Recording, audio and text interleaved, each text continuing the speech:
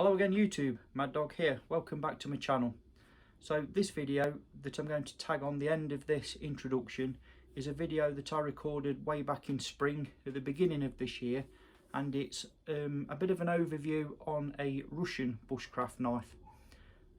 I've replaced the video that I originally uploaded today due to the fact that I showed accidentally my full address along with Nikki St. Lawrence full address, which I don't like to do that on our public domain to the whole world.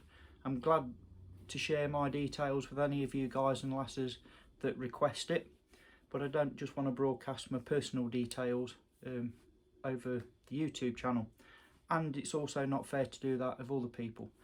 But that was the video where I did the prize draw for Bill Mountain's birthday giveaway.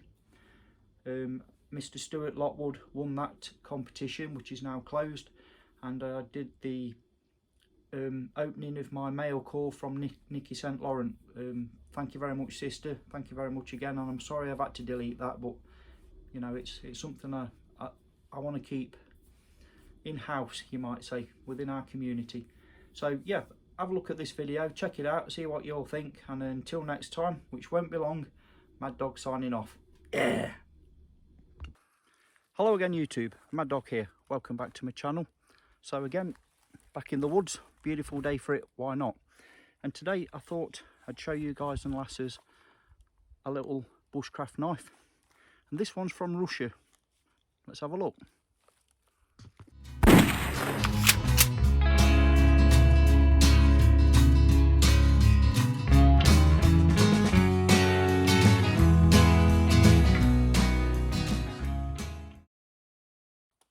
Welcome back.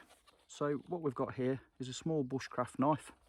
It's full tang, comes in this nice leather sheath with dangler clip there, loop. It is full tang. It's in the style of hand forged finish. It's got two brass divoted rivets to the handles or scales. Quite nice little thing. I've got some specs in front of me, so I'll just run down that. It's advertised as a hunting, skinning or mushroom knife. It is only small. The scales are made of walnut. The steel is 65H13. That's a Russian grade steel. I believe that is an equivalent to a 420 stainless, something around there. It's got a high content of chromium in the alloy, in the steel, which makes it very corrosion resistant, as good as most stainless steels apparently. Time will tell.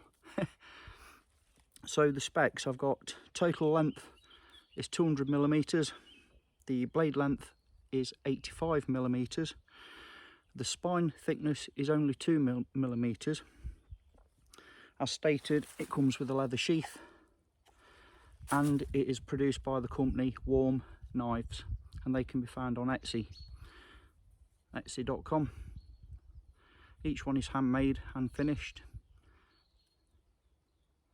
It's nicely ground, nicely finished. It's got a little lanyard eyelet there. It's got a nutcracker. Like I say, they advertise this as a hunting, skinning type of knife, and I can see that being true. It fits in the palm nice, so you'd be able to use this well for some good, you know, chest cuts. Does it cut? Not if it's in shot, yeah. I mean, this wood's quite punky, to be fair, but no problem at all. Have I got anything else sticking about? If I want to do some decent D notches, 7 notches, it'll get that job done. No problem at all. Yep. So yeah, can't fault it for its sharpness. It does have a 90-degree spine, so as I'll show you in a few minutes, you can use it in conjunction with your ferrocerium rod. I just thought I'd show this one because for me this is the sort of thing that I like to carry as a backup knife.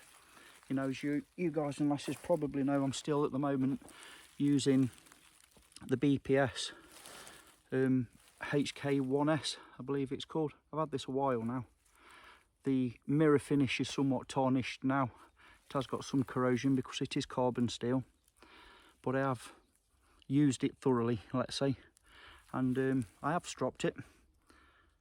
But other than that, it's kept a good edge. It's not rolled, it's not dulled, it's not chipped, and I have give it some field time now, so I would recommend that knife for the price. So I'm still using that as my belt knife at the moment. So like I say, this is an overview, not a review. That's not real blood, by the way. That's where I was doing a previous video with the wife showing a field dressing. So I've not cut myself. So yeah, I think this might be worth a shout as a backup knife, or if you are just going out for the day mushrooming and or preparing game. With it having that thin spine, that would be nice for getting in, you know, like filleting the breasts off pigeons, limbing a squirrel, that type of thing. It's ideal for that. So I will give it dirt time, and like I say, this is a overview, not a review. Until I've used and carried something and used it extensively, it's an overview, it's not a review. But up to now, looks good. The price, I believe it was around £30, so not massively expensive, but not dirt cheap. But you know, it's handmade. What do you expect? You know, you pay for people's time these days, don't you? You know, it's time is precious.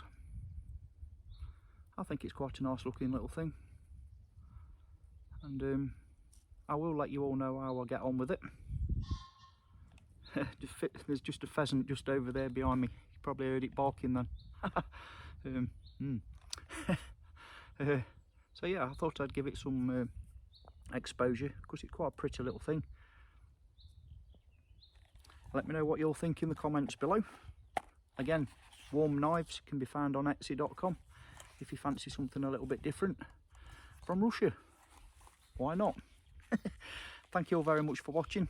Take care out there, and until the next time, Mad Dog signing off. Yeah!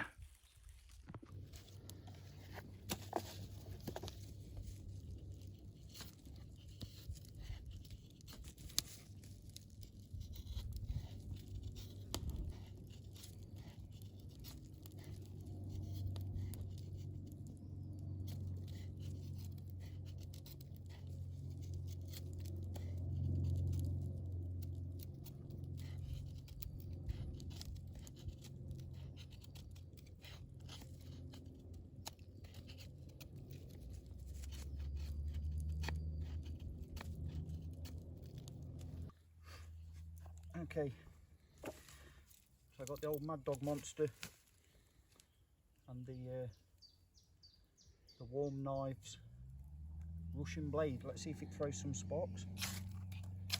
Yep, the 90-degree spine could do with honing. You know, I'm not going to lie, but it gets the job done. Adequate.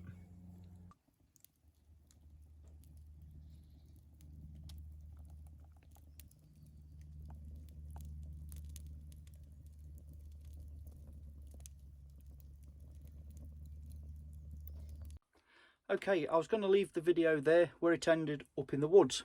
However, once I got back home, I carried on doing a bit more carving. I thought I'm going to give it as much, you know, I like to use things that I'm reviewing. So initially it's an overview.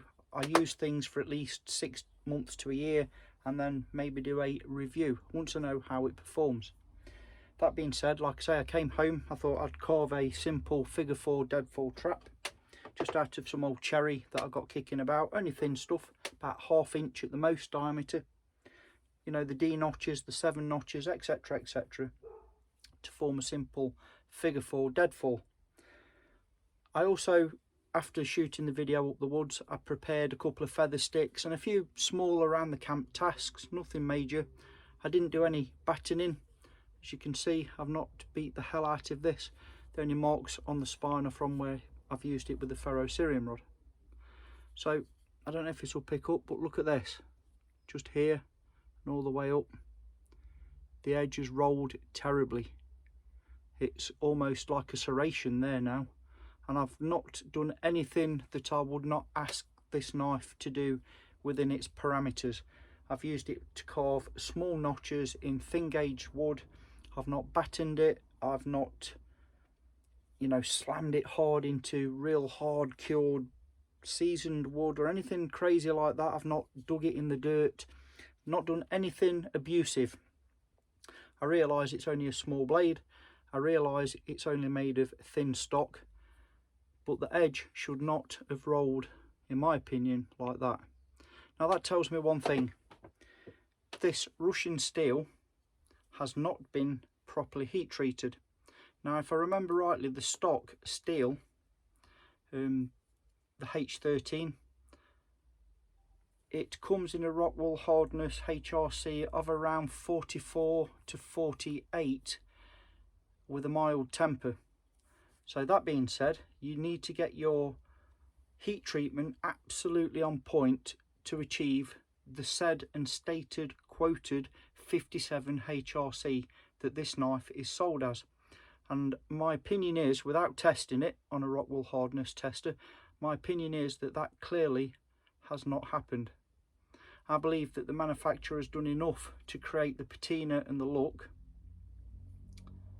but he or she or they have not done enough on their heat treatment process to make it hard enough to maintain a good usable knife cutting tool edge. So all that I said about this knife in the beginning part of this video, I stand by, as in I'm sure I could still use this to process a squirrel or a pigeon, not a problem. It will still cut cordage, it will still do around the camp tasks. However, for the first day in the field, you know, this isn't a year's worth of usage, this is the first day in the field. For me, it gets the thumbs down. So it's constructive criticism. So if Warm Knives, if you do happen across this video and you're watching, it is constructive criticism. Please send your steel off to be tested. Have your HRC Rockwool values actually tested. You know, like Sandy over at Jack Law Knives, he does it on every one of his blades, every single one are Rockwool hardness tested. You know, and it takes time, therefore it adds money. But I would rather pay a little bit more for something that I know will be reliable, rather than something that after one day's use, I come home with these, I really can't get a very good view of this. It's come home with rolls and dints, and that to me just says poor heat treatment. It's too soft. Anyway, sorry to close on a negative, but I do show you the truth. I will not pull any punches when doing any overviews or reviews, and up to now the Warm Knives from me gets a fail, I'm afraid. But anyway, if you're still with me at this point, thank you all very much for your views, your kind support and your friendship. I do appreciate it, each and every one of you. I wish you all a very happy weekend, and until next time, Mad Dog signing off. Yeah.